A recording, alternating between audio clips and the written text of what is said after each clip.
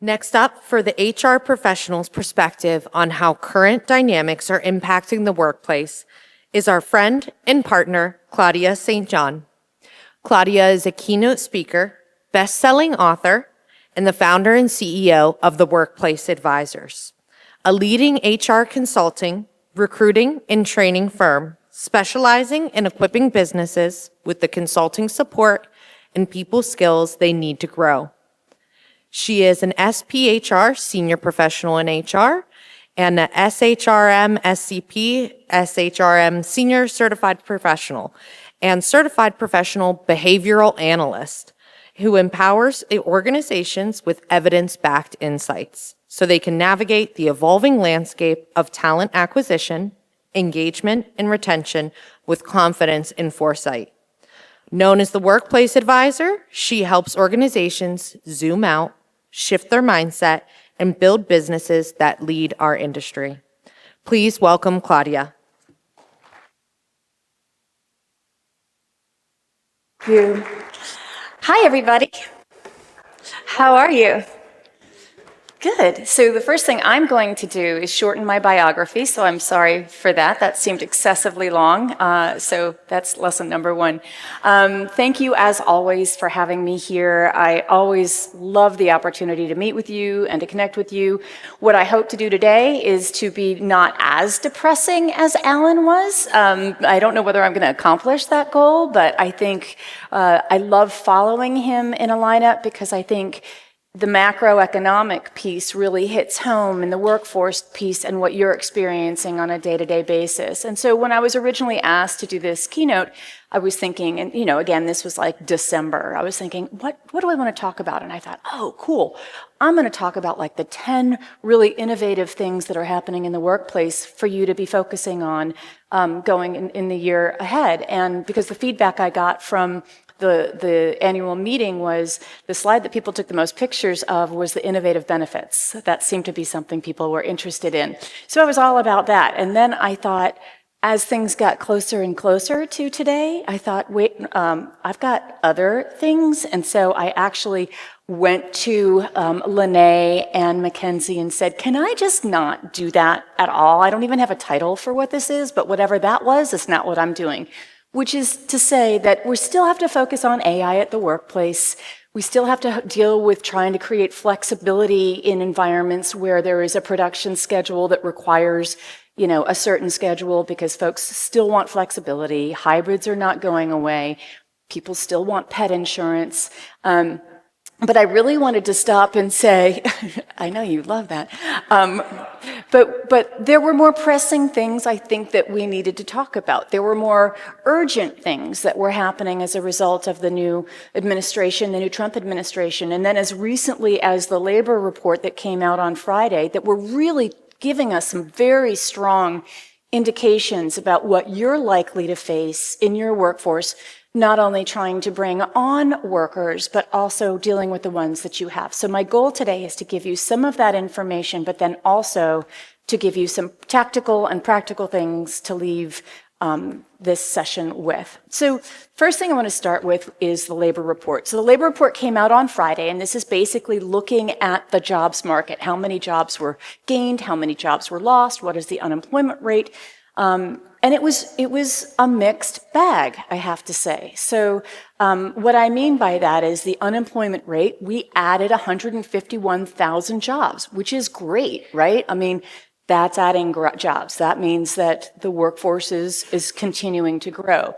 But they had hoped it was going to be 160,000. So it was down from economic predictions. And the unemployment rate itself, or in January, for example, was twice that amount. So a much slower, much lower hiring rate than not only last year, but then what was anticipated for this year. Just for frame of reference, this job report that came out on Friday, the data was entered into the system by February 15th. So we're only really looking at less than a month, less than 4 weeks of the Trump administration. The unemployment rate rose to 4.1%, which again, we've been seeing an unemployment rate like this for a very long time. we've been bumping around 4.0, 4.1. It got to 4.2 in July last year, and I don't know if you all remember that, but the stock market went bonkers. Like, oh my God, the interest rates they've been coming down, and the Fed needs to lower those interest rates because inflation's and they waited too long, and it was an overreach. And then it just settled out the next month. So there's been a lot of like what happens in the labor market. And to connect the dots with what Alan was saying, what happens with labor in terms of whether there's hiring or whether there's firing directly feeds into the calculus that a lot of our economic forecasters and the Fed itself uses as a guideline for establishing interest rates and economic policy. So this unemployment rate rose to 4.1%. Again, a reminder for you all, that means whoever you want to hire has a job. Full employment is 4.2%. We've been operating under full employment since COVID, and before, actually. But the forecast was for it to be 4.0%. So that one little tick up was a little alarming. But more than that, the underemployment rate surged by a whole 0.5 percentage point, from 7.5% to 8%. What that means is that 460,000 workers were hired into part-time jobs, which on the face of it sounds like a very good thing, but these are people who want full-time work. So they were actually taking part-time work because the full-time work that they were seeking was not available. So that was also concerning. We also have the federal government. They cut 10,000 jobs at the time of this reporting, but we know that there have been more than 62,000 cuts since February 15th. That has not been factored into this. Now, those federal jobs are not going to show up in national unemployment rates because there's a separate federal unemployment system, but the data will be counted. And just also, when we look at these federal job cuts, I was having a conversation with a client who has, they sell very loud cloud computation systems for medical research institutions. He had a big client in Pittsburgh, and within a day, they not only closed down the entire research facility, but they put the building itself up for sale. So these federal job cuts, they mask a much larger economic impact as a result of what they're doing across the entire United States. It's not within the Beltway. This really goes farther beyond. So this kind of adds to this idea of uncertainty. And I think we've just been hearing a lot of that the entire time, but there is this uncertainty. Is the labor market really resilient? And what we know is that the labor market is resilient. In 2023, everybody was forecasting a recession. And I am not an economist. Nobody should take any economic information from me, but I knew that we were not going to have a recession because I have 22 different industries that I speak at, and I'm a national speaker in all sorts of different industries. And at every single one, I asked, how many of you are planning on laying off your employees? Not one person raised their hand. And that's because there is this understanding we've got an aging workforce. We can't let go of people if we know we're already running shy of what we needed to have. So we knew we were going to skirt a recession in 2023. But this is really testing that resilience. And so, question for you. How many of you are hiring in the same volume with the same level of intensity that you were in 2023? I would say maybe 5% of you. How many of you are intending to lay off? That's what's leading to this new economic situation. And I've been feeling it, and I read this last week. It's from The Atlantic, and I hadn't seen it coined anywhere, but it is this frozen thing that's going on, right? So businesses are slowing down because they're being cautious. They're filling their key positions, but they're not really ramping up. And employees are not quitting their jobs. In 2022, they all bailed on their jobs. We like almost 40% of the workforce turned over in 1 year, if you can imagine such a thing. Now that's not happening. So employers are not hiring as much. Employees are not turning over as much. The unemployment rate isn't changing. Everything is just kind of holding on. I can tell you, I see it personally. My one son graduated from college in December in a communications degree, really looking for any new opportunity, having a really hard time finding a job. And I've been asked by a number of clients and friends, can you help counsel my kids in how to look for a job because they're having a hard time finding jobs? This despite the fact that I know everybody in this room is thinking, I'm going to have an aging workforce. I need to bring some fresh talent in here, and yet they're not doing so. So it's this weird, like, wait and see. The reason why this doesn't make me that nervous, and I don't have a crystal ball as to what's going to happen with the administration. A lot of the changes that we're experiencing right now in the labor market are the result of policy and not underlying strength of the labor market. And the labor market is currently very strong. It may soften, we'll just see what happens. But the underlying facts are that our population trend is going to continue to decline throughout the rest of this century. And I had not heard the statistic that Alan provided yesterday, which was that labor costs are going to raise by 28% through the end of this decade. That's only 5 years. But then when I think about it, all of our costs are going up significantly. So maybe that is in keeping with what we are anticipating. But this is what I really want to show you, and this is what I don't really know what to do with in terms of data. I've shown you this chart before, but this is the projected population growth and the underlying factors.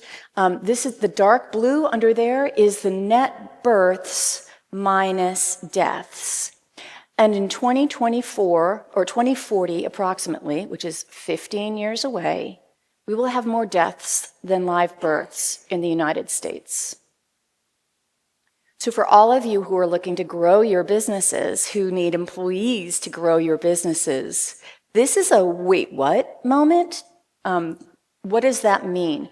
The light blue was projected immigration as of 2021 under the Biden administration, given historic records, right? And this is the Congressional Budget Office estimate. Well, what we know now is that immigration is definitely not going to continue a pace like this. So that means that tightened labor market, that tightened population projection is likely to retract. And I haven't seen what it is. The administration's only about two months into where they are. But this should be a priority for you. Your workforce should be a priority because this is not going away. So what does this mean for you and what do you need to know? I want to start by talking about the Trump administration, 2 particular things that have the potential to impact you and your workforce, and then some opportunities. I agree, I love Alan, and he was saying, that it's going to be a massive depression in 2030, which, I just can't get enough of that messaging. Every time I hear it, I'm like, that's just so awesome. That's so great. That's going to be awesome. And he's like, just prepare, and then you can just buy everything. I'm like, awesome. Okay, great. So this is what we're going to do. We're just going to prepare for the opportunities ahead, given whatever it is that's going on. But 2 major policy initiatives that the administration is putting out that has the potential to impact your businesses. The first is immigration, their stance on immigration. What we know is that the Trump administration wants to eliminate or deport 20 million illegal, undocumented workers, however you want, whatever individuals, however you want to characterize them. 20 million. What does that mean?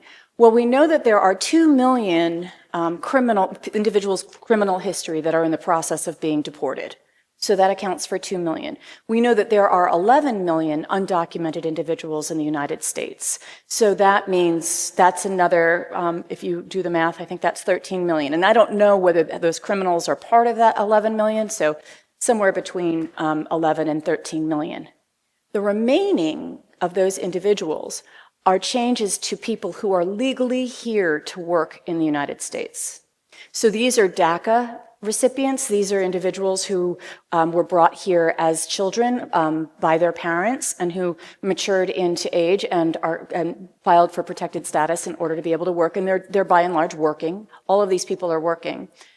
We also have temporary protected status. We know that these were granted to certain countries that had people coming in, most notably Venezuela, Haiti, but countries, refugee populations all over the place. I live outside of Syracuse, And we have a very large refugee resettlement population. That's how a lot of our communities are being sustained. And I know I talked with Jenny Scott at Global Berry, at Berry Global. I always switch that around. I know that's bad. She's looking at me right now. But they hire a lot of refugee folks. These are folks that are legal and have work papers to work in the United States. It's revoking that and also the delayed enforcement departure program, which are folks that are slated to leave but were allowed to stay for a period of time. All of these programs, these are people who are legal to work. That's a lot more people than just the criminals that were originally thought. I will tell you, we will miss 20 million workers out of the workforce. These are people who, by and large, are working. We're going to miss them. If you remember all of the folks that we lost during COVID, that was a total of only 8 million, and we all felt that. So what this looks like, I'm not sure.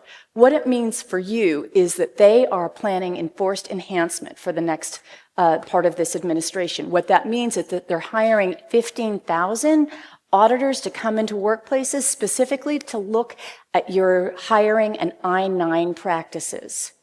So they are targeting individuals all over the United States. If they are coming in because they suspect there is an undocumented worker working at a work site, they will go in and do a warrant on all of your I-9s. So the I-9 audits, they're planning to target 60,000 companies this year alone. So a lot of resources being put into investigating employers on their I-9 practices. Just so that you know, I-9s are the forms that need to be filled out when you hire somebody. The problem, and this has been around since like the 70s, but the problem with I-9 mistakes, if you don't fill it out right, if you don't have the right signature or the right check mark or the right documentation or the way you filed it, those errors can cost anywhere from $281 up to $2,800 per clerical error. And the problem is, if you have somebody who's processing your I-9s, if they do one wrong, they probably have done them all wrong, because typically the person who fills out the I-9 is the person who always fills out the I-9. And if you've hired wrongfully as a result of inappropriate record checking, those fines can go up to $27,000. Here's one very simple thing to check. If you go home and all of your I-9s are in one folder, if you just put them all in one folder, an auditor or an ICE investigator can come in and look at one I-9 if they see something wrong with that one I-9. And these are seriously nitpicky things. They can then go back through all of the I-9s that are in that place. If they don't have a warrant for all of that, they can just go back and do it, and all of those fines will accumulate. So for you, please prioritize. Make sure your folks are prioritizing an I-9 audit. Just make sure it's clean. Make sure you're purging the documents. This is not the fun part of my presentation. I have a fun part of the presentation, but this is something that you need to know, and there are no businesses that are immune from this. The second thing is their messaging around DEI. So the Trump administration has really been prioritizing eliminating DEI. The reason for doing so is to the premise of it, and it started with the Supreme Court decision last year on higher institutions of learning, but there are court cases that are before the Supreme Court right now looking at private institutions. It is the presumption that a formal DEI program will result in reverse discrimination, discriminating against the majority and to the benefit of whoever those programs are targeted at hiring. The challenge for businesses is that they want to avoid these ideas of reverse discrimination. There are institutions that are out there that are anti-DEI institutions that are using AI to scour websites. If there's any language on your website or any of your public-facing material that speaks to DEI, if your employment application, if your job postings speak to DEI, that's all on their hit list. So for businesses, it's really trying to avoid some of these legal, and then they turn them over to these attorneys who just go out and create these lawsuits. So it's not that you need to worry about a federal government coming and harassing you for your DEI. It's that this is fodder for ambulance chasers, really, for folks who are looking for those types of lawsuits.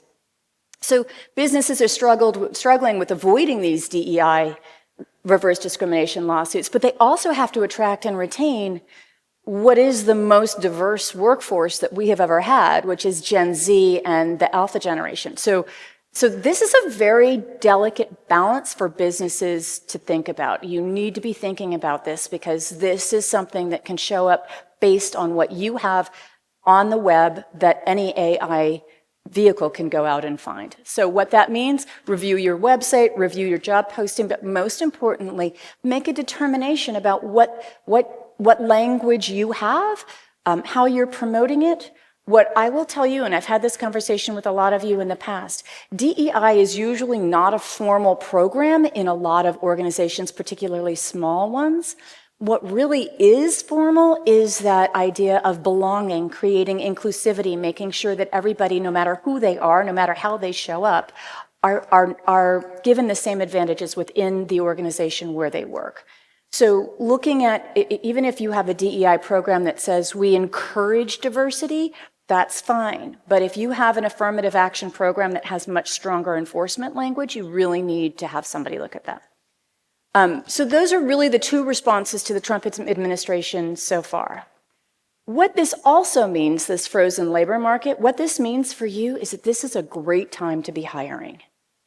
This is an opportunity. If you post a job, you will get more applicants than you have seen in years because folks are just waiting for something else because they're frozen in their jobs. Now, I know a lot of folks here did not raise their hand when they said we're not hiring. Just know you will need to be hiring, and if you're waiting until you're like, all right, I'm ready to go, all of your peers and everybody you're competing against for that talent will be doing the same thing as well. I had a conversation this morning with Nick Spina over breakfast, and he was saying, I'm looking at, in the next 2 years, we're going to have a huge transition of our baby boomers who are going to be leaving our older workforce. They're going to be leaving. We really need to prepare to bring them in.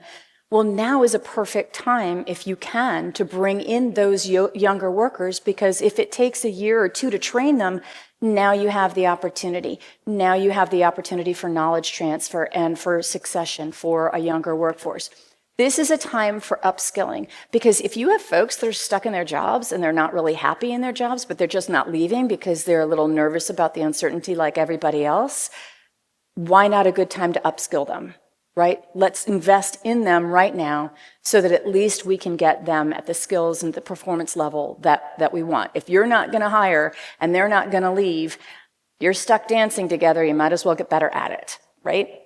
So upskilling, and then also this says soft skills. What we really mean is essential skills.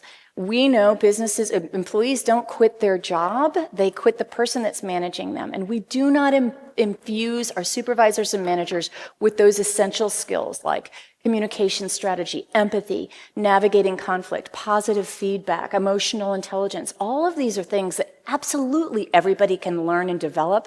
We are doing development programs and training programs, peer cohorts, team coaching to try to impart this type of soft skill development within our emerging leaders and our existing leaders. I mean, we can all use a bit of a dose of this. So if you're waiting what to do, this is also a great opportunity to be upskilling. What I will tell you also is that the Workforce Committee at TLMI, we're looking at creating career pathways for typical positions within the converter space, along with, so what are the skills needed in order to get advanced, but also where do we find that training? And whether it's technical training for the advancement in those roles or that soft skill training, there's a lot of opportunities, a lot of free opportunities to develop that sort of skill set. So an investment in that. Compensation is going to continue to be a challenge. If you have not right-sized your compensation strategy, you will have a hard time hiring once you're ready to start hiring.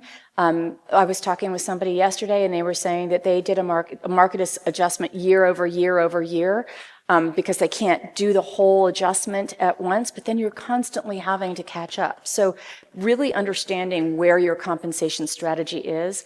And if you're a smaller converter and your pay is in the 35th percentile instead of the 70th percentile, then that just means it's an opportunity for you to really enhance your benefits, to create an offering where you can lead with something other than pay. These are all projects that we are here to help you with. We are a member resource for you. So right-sizing your compensation is important. Finally, if I was a business owner and saw this data that Alan has shared, that I keep sharing, it would be an all hands on deck. What are we going to do? If it's offshore, outsource, automate, whatever, what is your strategy? What are you going to do to be competitive given these workforce trends? I will tell you, very rarely within the last year have people called me specifically and said, let's come up with a strategy for our workforce. And I had another conversation this morning with Robert Kraft. And what we were talking about, he said, I'm looking at putting in this technology. It's $500,000 to solve this sort of workflow issue. But really, it just replaces somebody who lifts this from here to over here. It was a robotics thing. And I said, we get frustrated because the guy in the mailroom who does all the work isn't there. And then all of a sudden we realize we have this liability. So we want to put in this massive technology to replace a challenge. And what maybe we really need to do is look at getting a little bit more redundant in our workforce. I know it's an expensive asset, but so is technology. So really being strategic about what you're doing with your workforce and how you're preparing for it. So I want to leave time for questions. I'm just going to say we are working with the Workforce Committee. We are excited about this new growth in this career progression. You have heard it on this session already that your whole company is a member of TLMI if you are a member of TLMI. Bring your HR people to these events. Give them our phone number. Give them my phone number. We have these quarterly HR updates. Have them join. Let's create this community. We are a member benefit and resource for you. We do recruiting, compensation, a lot of things. You all know what we do. We have just rolled out an I-9 support program to help do some of this auditing, just to do some reviews, some general training. This is honestly, we just rolled this out last week based on the phone calls that were flooding our office about concerns of this. But we are here to help you with all of these things. This is probably the most depressing. I just depressed myself. I mean, just listening to me talk, I'm like, oh my God, that sucked. So sorry about that. Any questions? I have a few minutes for questions. I'd love any questions that you have. Yeah, in back. We're coming. We're coming.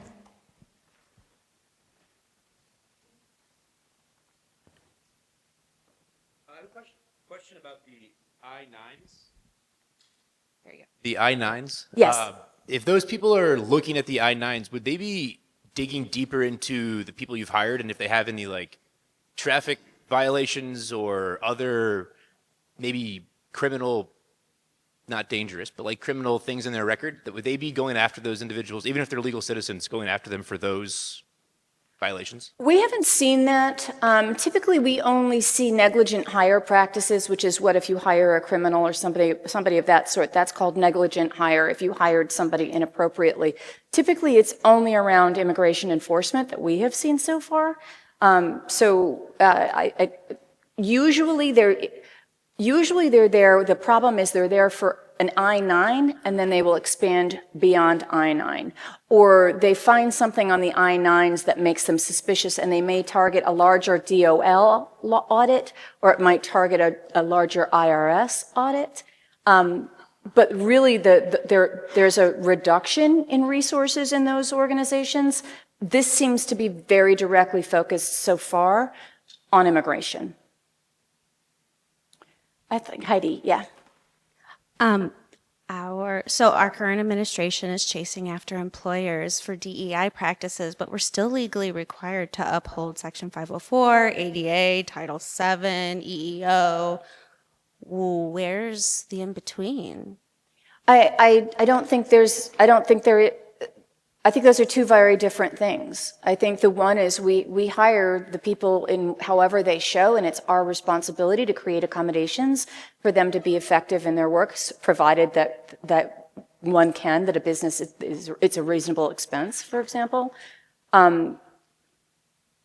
The DEI is really more of a political.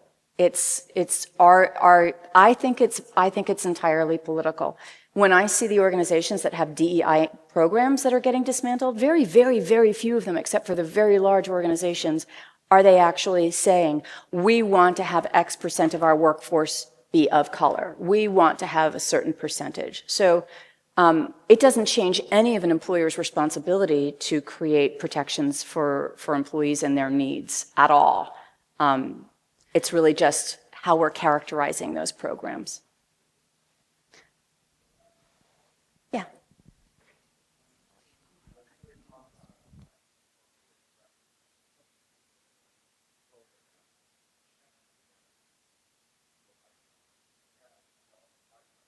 Mm-hmm. Yes.